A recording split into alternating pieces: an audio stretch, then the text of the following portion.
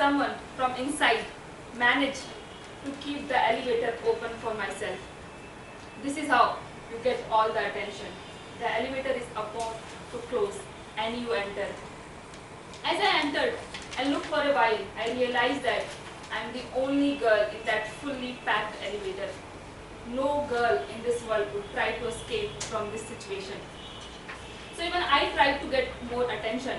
I started adjusting my hair, though it was perfect. I started looking up and down, though there was nothing to see. I completely forgot that this is my office elevator. I stepped out of the elevator on the 9th floor. I headed towards my office door and I stopped, looked back and realized one thing. I was the only girl in that elevator. Only one girl out of almost 9 boys. I surprisingly said to myself, is my office timing odd, or is this the current ratio of women to men in India? Good morning, Toastmaster of the day, fellow Toastmasters and dear guests. I started my laptop to begin with my work, but the first thing I did was to Google what is the current gender ratio in India. Google showed me that the current population of India is 1.27 billion. The total male population in India is 655.8 million. And the total female population in India is 614.4 million. Gender ratio, which is defined as the number of girls born for every 1,000 boys born, is 940 in India. This slightly unequal gender ratio could be because of female feticide, which is quite high in India. But I wanted to know about the opportunities given to the existing female population in India. How much they are allowed to have the equal rights in the society. Ratio of girls to boys in primary and secondary education in India was last measured at 98.40% by the World Bank. Surveys of Harvard Business School reveal that 90+% of male graduates are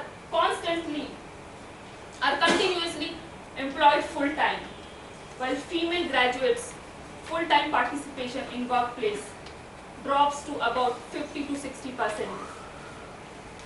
You can also see the female Toastmaster present today, and there are only 2 coaches in Mumbai locals for girls.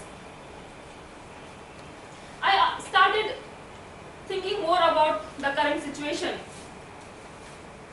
Have you ever noticed when a couple announces that they are having a baby, everyone says congratulations to the man and congratulations, what are your plans about your work, to the woman? When a husband and wife both work full time, the mother does 40% more child care and about 30% more housework than the father. I have read a book by Sheryl Sandberg, who is the Chief Operating Officer at Facebook. The book name is Lean In, Women, Work and the Will to Lead. The book is for professional women to help them achieve their career goals, and for men who want to contribute to have a more equitable society. The book looks at the various barriers women face in the workplace. Sheryl Sandberg mentions that fear is at the root of all the barriers which women face. Fear of being rejected, fear of failure, fear of being wrongly judged, and the holy trinity of fear, the fear of being a bad mother, daughter or wife. We as women consistently underestimate ourselves. Several studies from several industries show that women often underestimate themselves. They count their success as worse than it actually is, while men count their success better than it actually is. Ask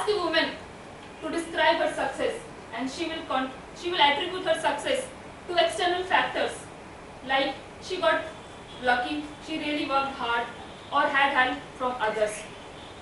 Women and men also differs while explaining their failure.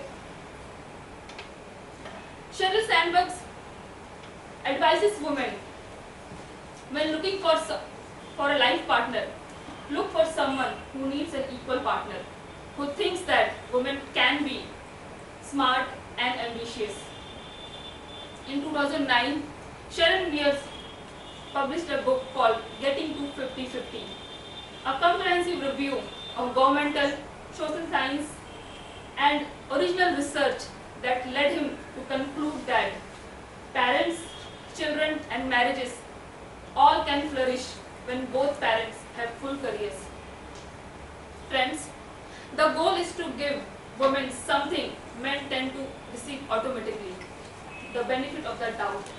Every job will require some sacrifice, but the job is to avoid unnecessary sacrifice. Both women and men should help each other so that they can be equals both at home and at work. Also, more women should help each other. As former Secretary of State Madeleine Albright once said, there is a special place in hell for women who don't help other women.